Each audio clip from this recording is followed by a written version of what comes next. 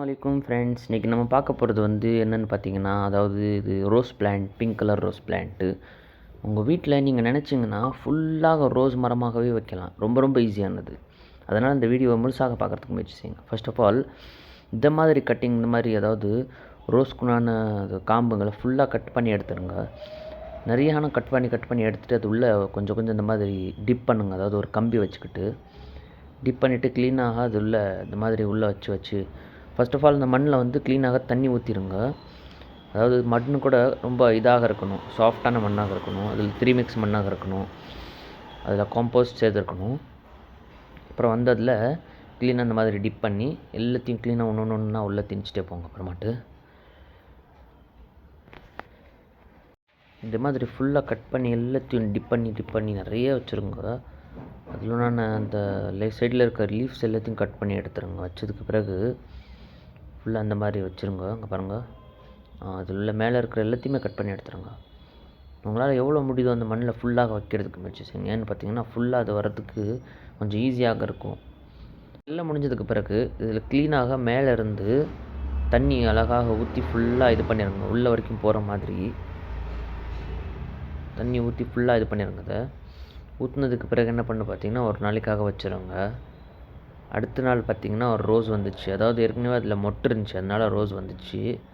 அதனால் சீக்கிரமாக வந்துச்சுன்னு நினச்சிக்கிறாதீங்க. இந்த பாருங்கள், இந்த மாதிரி தான் ஃபுல்லாக இப்போ ரோஸாக ஆக்கும். இது ஒரு 4-5 நாளைக்கு பிறகு பார்த்திங்கன்னா தண்ணி ஊற்றி க்ளீனாக அந்த மாதிரி ஆகிடுச்சு. அதாவது இதுக்கு வைக்கிறக்கூடிய இடம் எந்த இருக்குன்னு பார்த்திங்கன்னா சன்லைட்டில் வைக்கணும். சன்லைட்டில் வச்சா மட்டும்தான் அதுக்கு கொஞ்சம் இதாக இருக்கும். அது அப்புறம் என்ன பண்ணணும்னு பார்த்திங்கன்னா அதுக்கு இன்னும் கொஞ்சம் மோர் பெனிஃபிட்டாக ஆக்கிறதுக்காக அதை இந்த மாதிரி ஃபெர்டிலைசர் கொடுக்கணும். ஃபெர்டிலைசர் தயார் பண்ணுறதுக்காக முதல்ல என்ன பண்ணுறீங்க பார்த்திங்கன்னா வாழைப்பழத்துக்குண்டான தொலி எடுத்த மாதிரி அழகாக நான் கட் பண்ணி வச்சு என்ன பண்ணுறேன் பார்த்திங்கன்னா தண்ணி இந்த மாதிரி தண்ணியில் ஊற்றி, அதாவது அதில் ஃபுல்லாக ஒரு நாளைக்காண்டி 24 மணி நேரத்துக்காண்டி அதில் கொஞ்சம் ஊற வச்சிடணும். ஊற வச்சதுக்கு பிறகு அதுக்குண்டான கலர் மாறும்.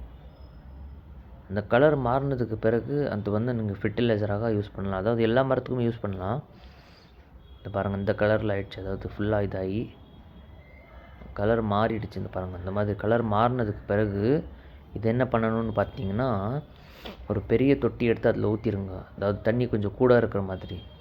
இது அப்படியே டைரெக்டாக ஊற்றினா கொஞ்சம் ப்ராப்ளம் ஆகும். அதனால் இந்த மாதிரி தண்ணி ஒரு கப்பல் எடுத்துக்கோங்க, பெரிய இதில் எடுத்துகிட்டு இந்த மாதிரி ஒரு ஏதாவது அதை தனியாக ஆக்கிற மாதிரி இருந்துச்சுன்னா அந்த மாதிரி ஒரு நாரில் போட்டு தண்ணி மட்டும் எடுத்துருங்க. இந்த மிச்சம் அதுக்கு வேஸ்ட்லாம் குப்பையில் போட்டுருங்க. அது ஒன்றும் ஆக போகிறதில்ல.